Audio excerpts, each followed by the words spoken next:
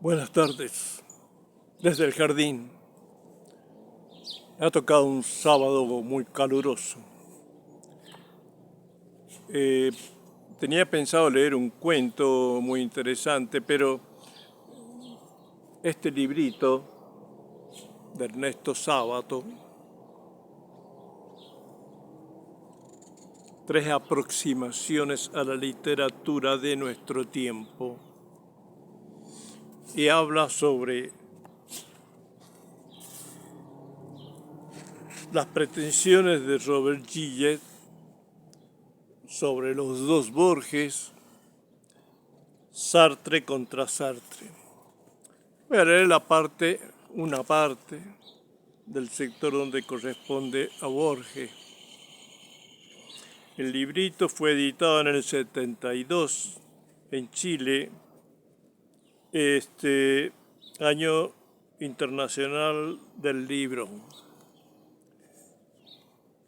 Muy interesante, por cierto.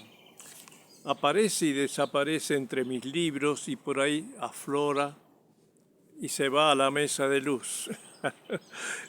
Bueno, como le ha de pasar a muchos.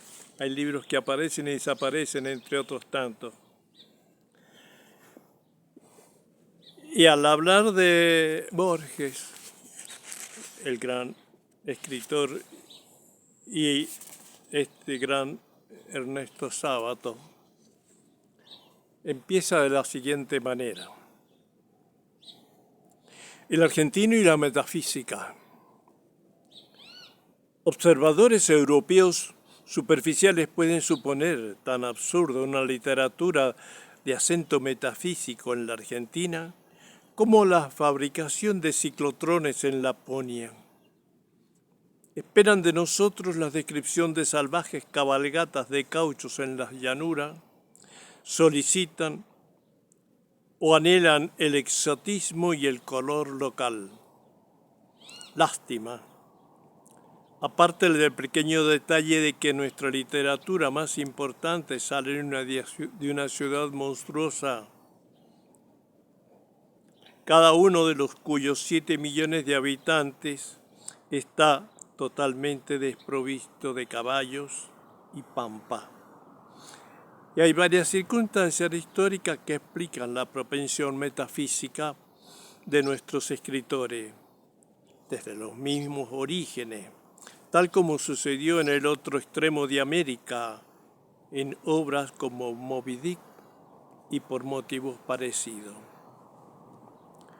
Tanto los anglosajones en el norte como los españoles en esta parte de América del Sur se encontraron en llanuras inmensas en la que, a diferencia de Perú o México, no existían poderosas civilizaciones indígenas, sino tribus nómades y primitivas, mientras los mayorazgos de las nobleza hispánicas se instalaban en las cortes de Lima y de México. Aquí llevaban los amargados segundones para probar fortuna en este gigantesco territorio vacío, en este paisaje abstracto y desolado. Y así, como las tres religiones occidentales surgieron en los solitarios hombres enfrentados con el desierto, aquí comenzó a desarrollarse ese temperamento metafísico y meditativo que tipificaría el gaucho de nuestras estepas, en medio de esa metáfora de la nada y de lo absoluto, que es la llanura sin límites ni atributos. La fragilidad de los centros urbanos contribuyó a incrementar ese sentimiento de la finitud y de la transitoriedad. Ya en el Facundo de Sarmiento, escrito a mediados del siglo pasado, se advierte ese terror cósmico al espacio. Mucho del odio o de la fobia nocturna e infantil que manifiesta contra el desierto y la barbarie no es otra cosa que la expresión de los sentimientos que experimenta un hombre cuando en medio de lo desconocido y las tinieblas, busca la seguridad de la cueva. La civilización, que él escribía así, con mayúscula, le proporcionaba el orden, el sistema, la seguridad ante la nada y la oscuridad primigenia. Buscaba en la ciencia positiva, en la fuerza material de la locomotora, en la rápida comunicación del telégrafo, la candorosa defensa contra los demonios de los que despertaban de noche en lo más profundo de su alma de americano.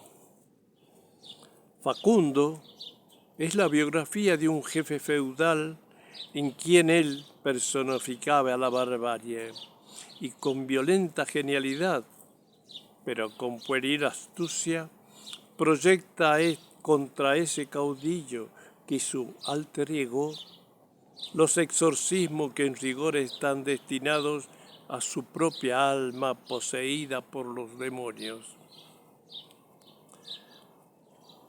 Sobre estas condiciones iniciales van a suceder todavía acontecimientos que acentuarán esa propensión espiritual del argentino. Terminadas las guerras civiles, derrotados los caudillos del interior por los doctores de Buenos Aires, se inicia la era del progreso. Se abren las puertas a la inmigración europea, se fomenta la agricultura y la ganadería, el ferrocarril y el telégrafo empiezan a cubrir el país y el gaucho comienza a ser una raza exilada en su propia patria. Una nueva sustitución de valores se produce. Pocos países en el mundo deben de haber en que se hayan producido en tan corto tiempo tantas sustituciones de valores y jerarquías, y con ellas un tan reiterado sentimiento de transitoriedad y de nostalgia. Disculpen, no me traje agua para beber. Primero fueron los conquistadores que liquidan un sistema de vida indígena y que al mismo tiempo añoran su tierra remota. Luego los indios, que pierden su propio sentido de vida y añoran la libertad perdida. Más tarde, el gaucho desplazado de su propia condición por el emigrante y agricultor, simultáneamente los viejos patriarcas criollos que ven reemplazar los viejos valores de la generosidad, de la cortesía y del desinterés por una civilización materialista y despiadada. Y por fin, en los emigrantes que han abandonado un tipo de vida y añoran la tierra de sus antepasados, abandonados para siempre en este continente desconocido. Y no habíamos terminado de definir nuestra nacionalidad cuando el mundo del que surgíamos empezó a derrumbarse en la mayor crisis que registra la historia. Y para mayor desdicha, a esa fractura en el tiempo que es general a toda civilización de Occidente, se une aquí una fractura en el espacio, pues no somos ni exactamente de Europa ni exactamente América. Estamos así en el fin de una civilización y en uno de sus confines. Doble fractura, doble crisis, doble motivo de angustia y problematicidad. Que los europeos que ignoran este complejo proceso se sorprendan de la índole metafísica de nuestra mejor literatura es comprensible. Más singular es que se sorprendan los argentinos que lo viven, pero también tiene su explicación. Cierto tipo de nacionalista de derecha que añora una Argentina químicamente pura, quiere que sigamos escribiendo de los inexistentes gauchos. Y ciertos nacionalistas de izquierdas nos dicen que los problemas metafísicos son propios de una vieja civilización europea, que los utiliza en una literatura decadente junto a morbosos complejos.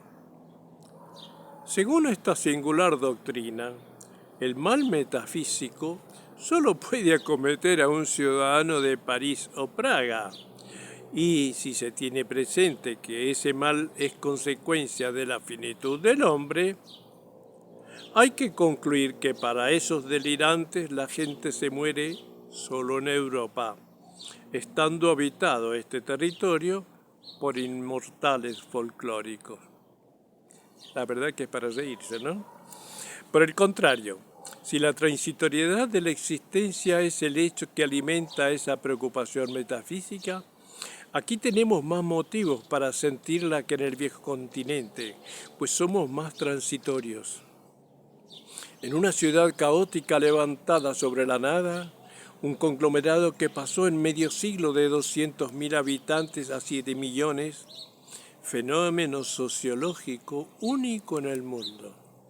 En una ciudad en que ni siquiera estamos respaldados por ese simulacro de la eternidad que son los monumentos milenarios del pasado. ¿Cómo es posible que una literatura profunda pueda no ser metafísica? Y la prueba de que esta angustia no es cosa de intelectuales sofisticados y europeizantes, como esos críticos pretenden, es que la que encontramos hasta en ese humilde suburbio de la literatura que son los letristas de tango. También ellos hacen metafísica. Parece que se encuentran, es que para ser críticos, espérate, que me perdí. Los letristas de tango. También ellos hacen metafísica sin saberlo. Es que para esos críticos la metafísica parece que se encuentra solo en vastos y oscuros tratados de profesores alemanes, cuando, como decía Nietzsche, está en medio de la calle, en los sentimientos y angustia del pequeño hombre de carne y hueso. El crecimiento violento y tumultuoso de Buenos Aires, la llegada de millones de seres humanos esperanzados y su casi invariable frustración, la nostalgia de la patria lejana, el resentimiento de los nativos contra la invasión, la sensación de inseguridad y la fragilidad de una realidad que se transformaba vertiginosamente, el no encontrar un sistema seguro de valores. Todo eso se manifiesta en la filosofía del tango, melancólicamente dice. Borró el asfalto de una manotada la vieja barriada que me vio nacer. ¿Qué les parece? El progreso casi maniático de nuestros dirigentes, educados en el iluminismo, no dejó piedra sobre piedra. ¿Qué digo? No dejó ladrillo sobre ladrillo material, técnicamente más desleznable y como consecuencia filosóficamente más angustioso.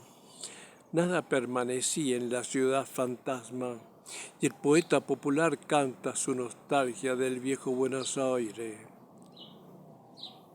Las voces que ayer llegaron, pasaron y callaron. ¿Dónde están? Como nadie en Europa, el hombre del tango siente que el tiempo pasa y con él la frustración de todos los sueños y la inexorable muerte. Y cuando siente que llega, murmura sombríamente y con siniestra arrogancia de porteño solitario. Yo quiero morir conmigo, sin confesión y sin Dios, crucificado en mi pena, como abrazado a un rencor.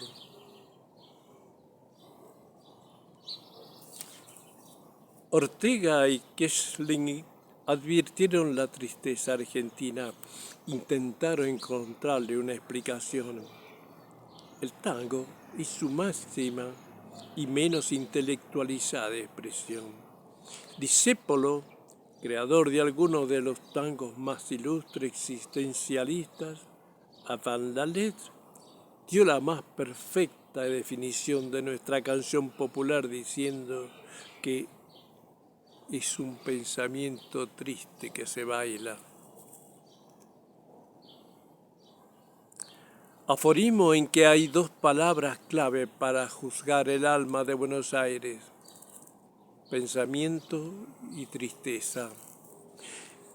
Que una danza tenga que ver con el pensamiento es rigurosamente insólito. El tango es el único baile introvertido, a la inversa de lo que sucede con los demás que son extrovertidos y eufóricos, expresión de algázara o alegremente eróticos. Un napolitano que baila una tarantela lo hace para divertirse. El porteño que baila un tango lo hace para meditar en la mala suerte o para redondear ideas pesimistas sobre la estructura general de la existencia. El alemán, que da vueltas con músicos del Tirol, se ríe y cándidamente goza. El porteño no se ríe ni goza con su baile. Y cuando sonríe de costado, ese gesto se distingue de la risa germánica como un jorobado de un profesor de gimnasia.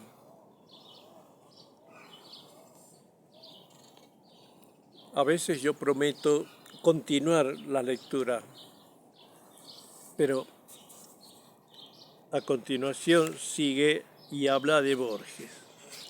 Y es bastante extenso para mis videos que voy relatando acá. Pero el título siguiente es Argentina de Borges.